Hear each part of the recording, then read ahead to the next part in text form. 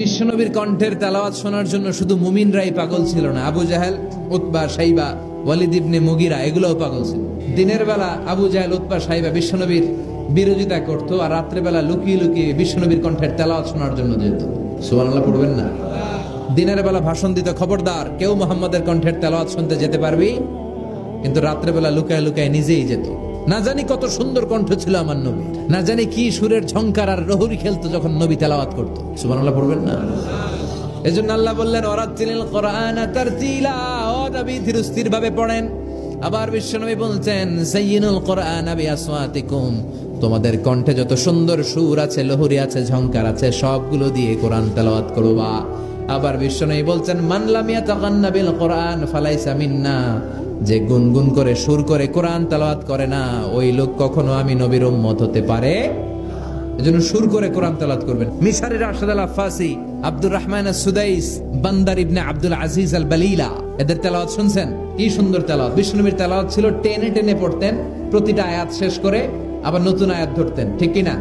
আলহামদুলিল্লাহি রাব্বিল আলামিন আর রহমানির রহিম মালিকি ইয়াউমিদ্দিন ইয়্যাকা না'বুদু ওয়া ইয়্যাকা নাস্তাঈন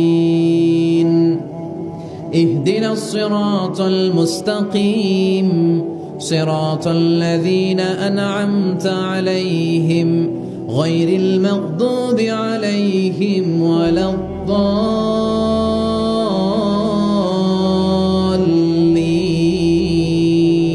পড়েন আমিন। থেমে থেমে এক আয়াত শেষ আরেক আয়াত, ওই আয়াত শেষ তারপর আরেক আয়াত। বিশ্বনবী বলে রুব্বা কারিলিল কোরআন ওয়াল কোরআনু ইয়ালআনুহু, কোরআনের অনেক কারি আছে যে কারীদেরকে কোরআন রহমত না দিয়ে লানত দেয়। বিশ্বনবী প্রতি আয়াতের পরে থামতেন, কি সুন্দর টেনে টেনে পড়তেন। আর আমাদের তারাবির নামাজে জাপানের বুলেট ট্রেনও ফেল হাফেজ সাহেবের কাছে। হাফেজ সাহেবরা খবরদার, এভাবে কোরআন পড়বেন না, এভাবে কোরআন তেলাওয়াত করলে রহমত না পেয়ে আপনার কপালে লানত জুটবে। চিল্লায় বলেন ঠিক কি না? এজন্য 2 নাম্বার প্রশিক্ষণ রব্বুল আলামিন বিশ্বনবীকে দিলেন, আর বললেন ওয়ারাতিলিল কোরআনা তারতিলা, ও নবী রাত্রিবেলায় তাহাজ্জুদের নামাজে ধীরস্থির ভাবে কোরআন তেলাওয়াত করেন।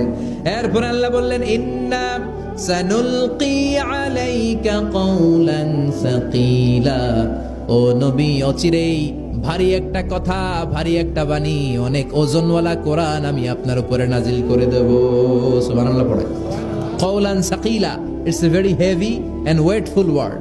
কোরআনের এই কথাগুলোর একটা আলাদা ওজন আছে না নাই? বিশ্বাস হয় না সন্দেহ লাগে? বিশ্বনবীর কাছে যখন কোরআনের আয়াত নাজিল হতো, মা আয়েশা বর্ণনা করেন প্রচন্ড শীতের রাতে বিশ্বনবী ঘেমে ঘেমে একাকার হয়ে যেতেন। মাঘ মাসের শীত, মা আয়েশা বলে আমরা কম্বল গায়ে দিয়ে শুই, কিন্তু বিশ্বনবীর কাছে যখন কোরআন নাজিল হয় বিশ্বনবী ঘেমে ঘেমে একাকার হয়ে যেতেন। সুবহানাল্লাহ পড়ে।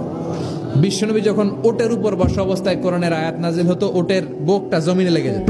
বিশ্বনবী ঘোড়ার উপরে বসা অবস্থায় যখন কোরআনের আয়াত নাজিল হতো, ঘোড়ার পা গুলো জমিনের ভিতরে গেড়ে যেত। বিশ্বনবী মাঝে মাঝে অনেক সাহাবাদের রানের মধ্যে মাথা রেখে শুয়ে পড়তেন। ওই অবস্থায় যখন কোরআনের আয়াত নাজিল হতো, সাহাবারা বলতো আমাদের হাড্ডিটা ফেটে টুকরা টুকরা হয়ে যাবে, এরকম মনে হতো। তার মানে কোরআনের আয়াতের একটা ভার আছে না নাই?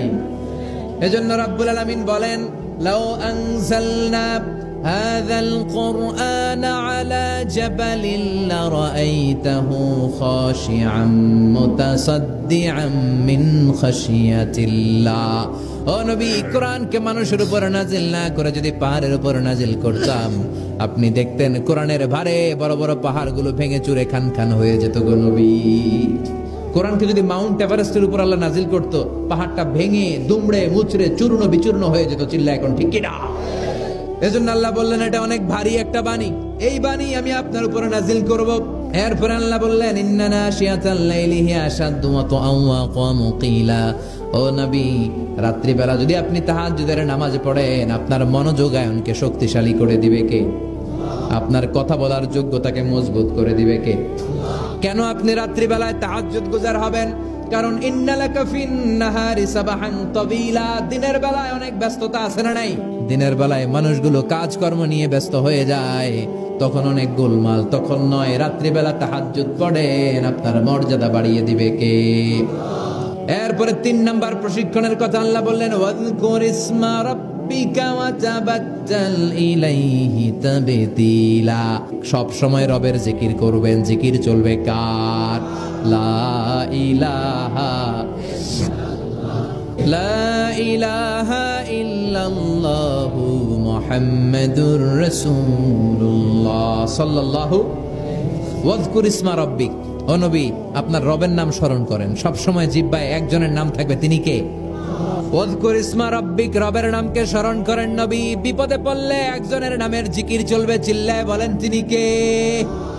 তার মানে 3 নাম্বার প্রশিক্ষণ নিতে বললেন, সব সময় একজনকে ডাকবেন, তিনি হলেন রব।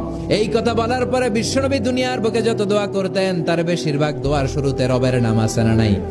রব্বানা যালামনা আনফুসানা ওয়া ইল্লাম তাগফির লানা ওয়া তারহামনা লানাকুনান্না মিনাল খাসিরিন। আবার বিশ্বনবী পড়তেন, রব্বানা আতিনা ফিদ দুনিয়া হাসানাতাও ওয়া ফিল আখিরাতি হাসানাতাও ওয়া কিনা